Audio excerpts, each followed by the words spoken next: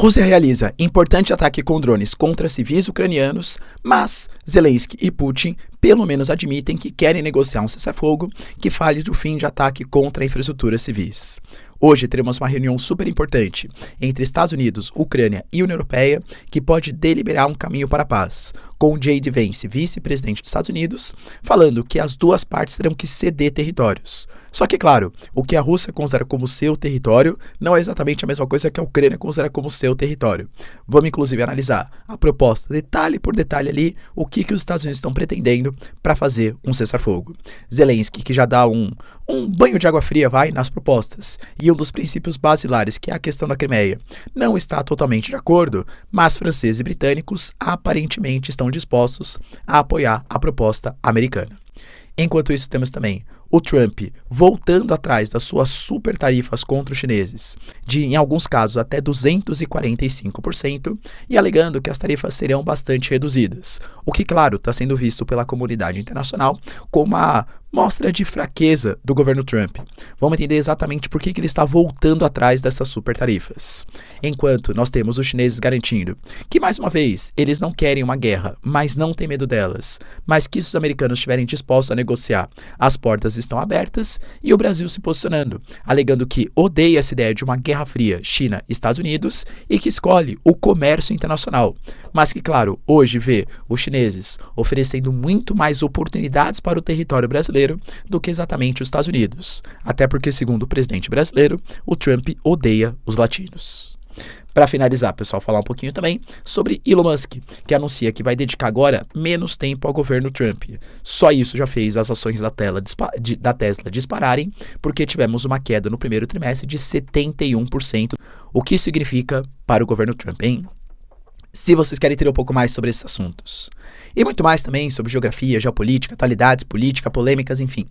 Tudo para você se manter sempre bem atualizado. Já se inscreve no canal, deixa seu like, compartilha esse vídeo, que o professor Ricardo conta muito com a sua ajuda. Belezinha?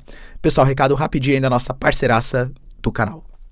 Galera, presta atenção que o mês de abril não acabou e se você não ficar esperto, você pode perder a oportunidade de comprar nesse mês agora, que é o aniversário da Insider, as melhores e mais tecnológicas roupas do Brasil com um baita descontaço. Sim, se você utilizar meu cupom PROFRICARDO, você já ganha no mínimo 15% de desconto, mas associando ao desconto que já existe no site, o desconto pode chegar a 30%. Sim, o aniversário da Insider, mas o presente é para você. Eu tô falando, pessoal, de roupas ali, né? Como a Tech T-shirt, que são sensacionais, são atemporais, super confortáveis, tem uma sensação de conforto térmico que vai evaporando o suor do seu corpo, trazendo uma sensação de frescor e aguentando ali o dia a dia para evitar aquele mau cheiro e tal, né? Cara, eu tô usando aqui as cuecas, aliás, todo meu guarda-roupa é da Insider. Então tenha certeza que você, entrando no site, usando o cupom PROFRICARDO, vai encontrar alguma coisa para você, para dar de presente. Cara, tem masculino, feminino, todos os tamanhos, tem bermuda, cueca, meia, tudo que você possa imaginar. Então confere ali na Insider, pessoal, que eu tenho certeza que vai fazer muito sucesso ou para uma eventual vestimenta sua ou até mesmo como um presente. Use Insider, comunidade geopolítica com força, apoiando aqui, ó, Prof. Ricardo Marcílio Cupom, tenho certeza que vocês não vão se arrepender. Bom, galera, então bora lá pro vídeo, ó. Como eu trouxe para vocês na introdução, ontem tivemos um dia de um ataque super importante com uma série de drones russos em infraestruturas civis ucranianas. Em alguns casos atingiu ônibus, outros pontos ali de civis também. Os objetivos, segundo, claro, os ucranianos, foi simplesmente atingir alvos civis, o que deveria ser, claro, ser considerado como um crime de guerra. Mas, em meio a isso, claro que a Rússia também alega as mesmas coisas quando são feitos ataques contra Belgorod, contra Briansk, que os ucranianos são terror, taranã, e tanto Putin como Zelensky se manifestaram no passado recente que eles estão dispostos a fazer um cessar-fogo pelo menos contra infraestruturas civis, ou seja, posições militares continuar possivelmente com os ataques, mas infraestrutura civil ter algum tipo de resguardo, o que, claro, eu acho que seria um importante avanço, claro, pensando nas vidas humanas que ali estão, né? Mas enquanto isso não acontece, nós temos hoje uma reunião super importante marcada entre Estados Unidos, membros da União Europeia e membros ucranianos. Lembrando que seria uma reunião possivelmente de alto nível, talvez com entrevistas conjuntas, declaração final. Só que o Marco Rubio, que seria um dos representantes dos Estados Unidos, simplesmente cancelou, mas mesmo assim, ministros da Defesa, Relações Exteriores estão participando do que os Estados Unidos está chamando da apresentação da sua proposta para os europeus e para a Ucrânia, do que ele considera, ouvindo tanto o lado russo como o lado ucraniano, a melhor proposta possível. Vai lembrar que o Steve Witkoff, ele ainda tem uma reunião, uma viagem marcada para a Rússia, vai ser a 4ª vez que ele se encontra com Putin, né? Para falar qual foi a resposta dos europeus e para apresentar a sua nova proposta aí para o governo Putin. Claro que já tivemos declarações até na semana passada do governo Trump. Olha, a gente está desistindo. Então, se a Rússia dessa vez não aceitar a nossa proposta, ou os ucranianos também não, a gente simplesmente se afasta do processo de mediação. O J.D. Vance, quando foi perguntado sobre o assunto, ele deixou bem claro que os dois lados terão que fazer concessões, e inclusive concessões territoriais, alegando que sem concessões territoriais não será atingido nenhum tipo de acordo. Só que aí nós temos algumas certas diferenças. Eu vou explicar para vocês, inclusive, o que o J.D. Vance considera como concessões territoriais. Por exemplo, a usina de Zaporizhia, a Rússia considera como sua. Na proposta que os americanos estão apresentando, a usina de Zaporizhia ficará com uma administração americana e metade da energia aí para a Ucrânia, metade da energia para a Rússia. Isso já seria uma concessão territorial, vai? Outro ponto, o território de Kharkiv, que a Rússia fez recentes avanços, também teria que ser devolvido para os ucranianos. Isso é visto como uma concessão territorial, entende? A Ucrânia, qual seria a concessão territorial? A Crimeia, de maneira definitiva, o reconhecimento do território e as áreas que forem invadidas pela Rússia, a Ucrânia não precisaria reconhecer, só que o cessar-fogo manteria sob ocupação russa. Ou seja, convenhamos que para o Zelensky, talvez o que ele chama de concessão territorial seria, tô dando todos os meus territórios aqui, 20% do território ucraniano. Agora a Rússia estaria só devolvendo uma parte de uma recente incursão em Kharkiv e a usina nuclear de Zaporizhia.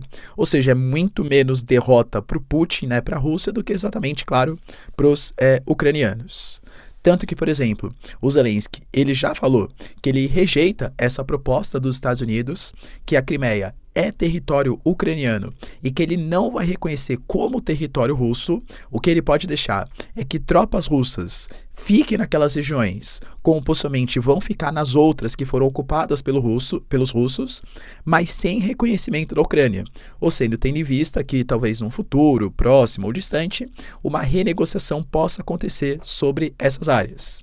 A própria Kaja Kallas, que é a representante diplomática da União Europeia, também foi pelo mesmo caminho. A União Europeia não reconhecerá a Crimeia como território pertencente à Rússia. Mas, palavras da Financial Times, que tanto os representantes britânicos como os representantes franceses, que hoje estão em reunião com o Merov, que é o ministro da Defesa da Ucrânia e tal, já meio que compactuaram com essa ideia. Sim, a gente aceita e, de fato, a gente vai ter que ter algum tipo de garantia, algum tipo de presença dos russos nessas áreas que eles dominaram. Então, vejo a Ucrânia cada vez mais isolada nesse processo. Dentre as propostas, né, que foram apresentadas, a gente tem, segundo o Financial Times e outras mídias ocidentais também, tá? Que vão ser colocadas para os europeus hoje. Primeiro, de fato, a Crimeia vai ficar com o território da Rússia em definitivo. A Ucrânia vai ter que aceitar isso. A Crimeia pertence à Rússia.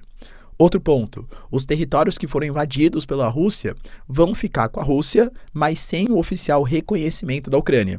Mas os militares não sairão daquelas posições.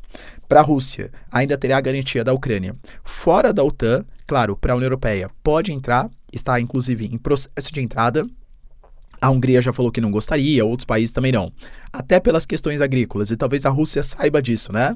A Polônia, por exemplo, super apoia. Não, a gente quer combater os russos, ou pô, a Ucrânia, a gente fornece aqui equipamentos e tal, mas agora a Ucrânia colocar os seus produtos livremente no mercado europeu, que vai concorrer com os produtos poloneses, húngaros, aí claro que não, né? Mas enfim, a União Europeia estaria liberada, e também o fim das sanções contra a Rússia, que foram colocadas desde 2014, a época quando a Rússia invadiu a Crimeia, e uma cooperação entre Estados Unidos e Rússia, não falando ainda exatamente todos os pontos, mas possivelmente nível de energia, de trocas comerciais, dentre outras coisas.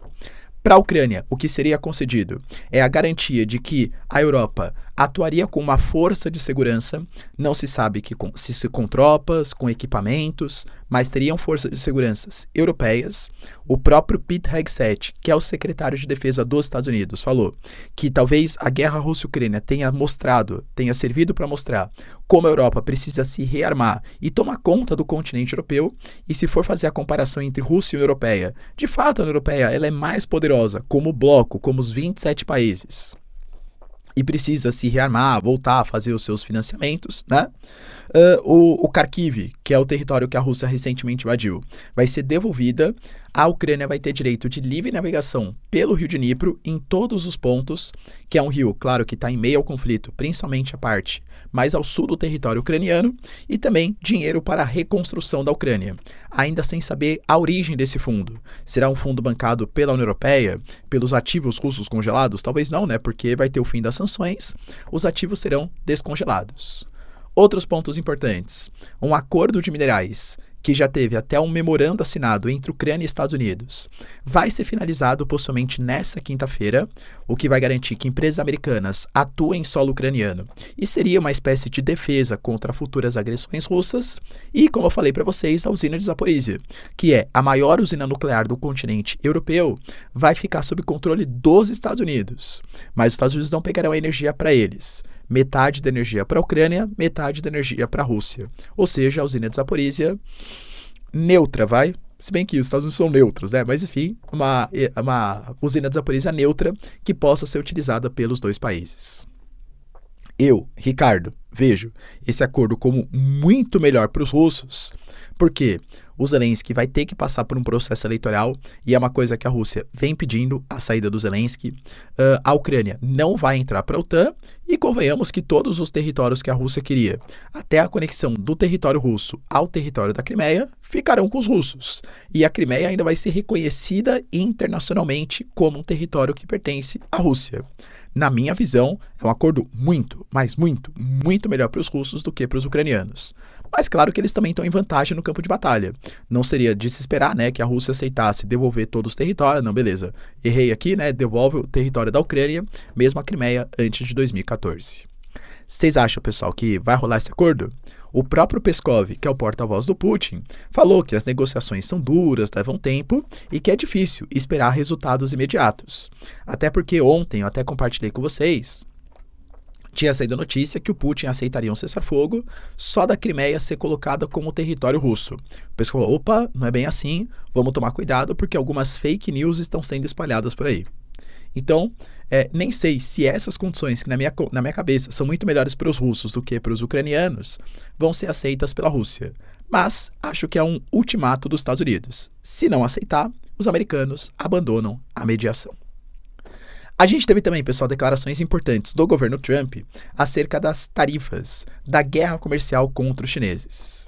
A gente sabe que o Trump começou taxando 180 países, depois ele voltou atrás, deixou a tarifa mínima em 10% durante 90 dias, contra quase todos os países do mundo, excetuando os chineses, em que as tarifas ficaram em 145%, em alguns casos, questão de propriedade intelectual tal, subiu até para 245%.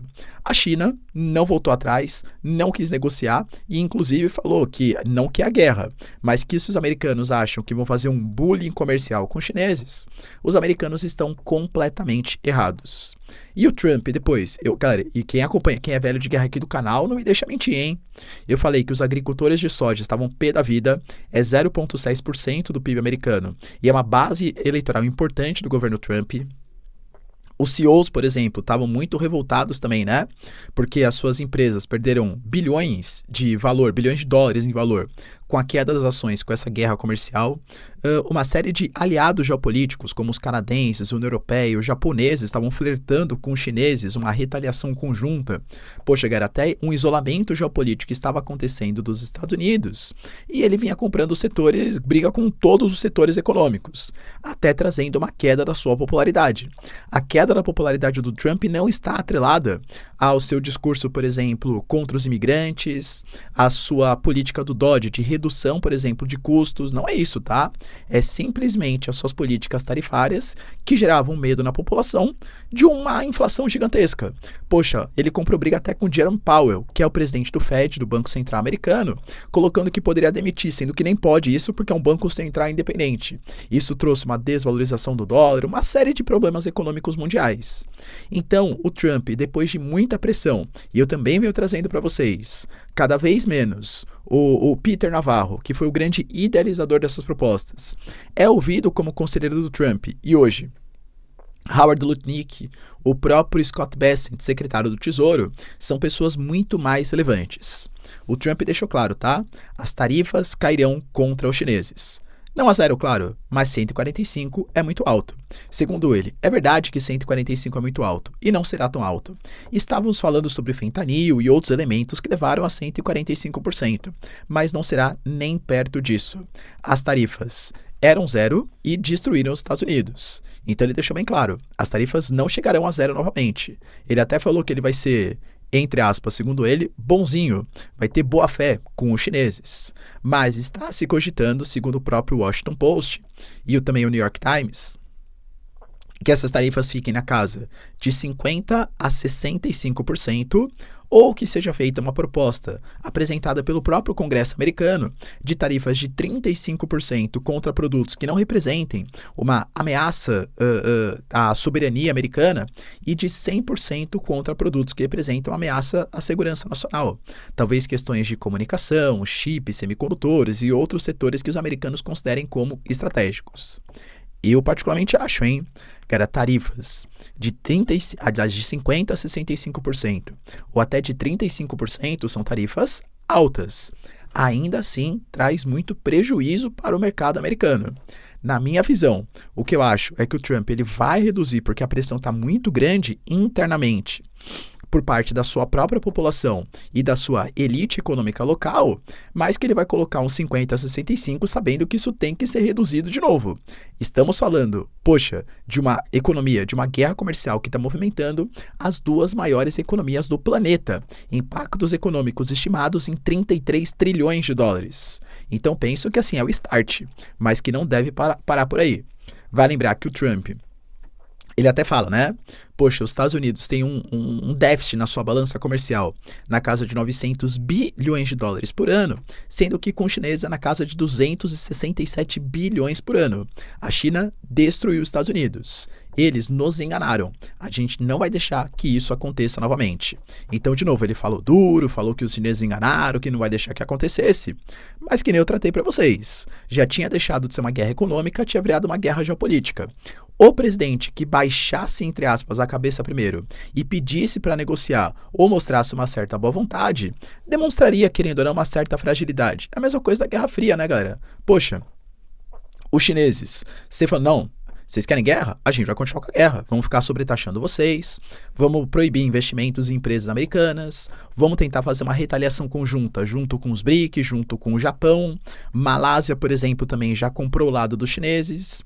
Quem teve que voltar atrás, tanto nas tarifas globais como na tarifa contra os chineses, pelo menos é o que está dando indício, é o governo Trump. Então, sim, eu considero como uma derrota geopolítica para o Trump, que achou que os chineses se submeteriam muito mais fácil às vontades americanas. A própria China deixou claro, a atitude da China em relação à guerra tarifária é clara. Nós não queremos uma luta, mas também não temos medo dela. Se lutarmos, lutaremos até o fim. Agora, se os americanos quiserem conversar, a porta está escancarada para novas negociações. O próprio Wang Yi, representante, diplomático da China, deixou bem claro que a postura americana está, o que os americanos estão abusando das tarifas, e isso está fazendo eles perderem apoio global e se isolando cada vez mais. O Brasil, na esteira dos acontecimentos, deu duas declarações importantes. Uma com o governo Lula, que ontem estava em uma reunião com Gabriel Boric, presidente do Chile, e foi bem enfático. Poxa, o que o Trump vem fazendo hoje é contra o senso do mundo livre, que pensa aí do livre comércio, a OMC, GATT, todas as instituições que inclusive os americanos ajudaram a criar no contexto pós-Segunda Guerra Mundial. Ele deixou claro também que ele é contra essa Guerra Fria, que entre chineses e americanos, ele prefere o comércio global, o que eu acho, de novo, e sempre trago para vocês, uma visão pragmática correta. Professor, quem se prefere, a China ou os Estados Unidos? Eu prefiro quem invista mais no Brasil, respeitando a soberania nacional, tá? Tanto faz se é dinheiro chinês ou dinheiro americano, dinheiro é dinheiro. Isso é o que se faz no Itamaraty, é uma relação geopolítica pragmática.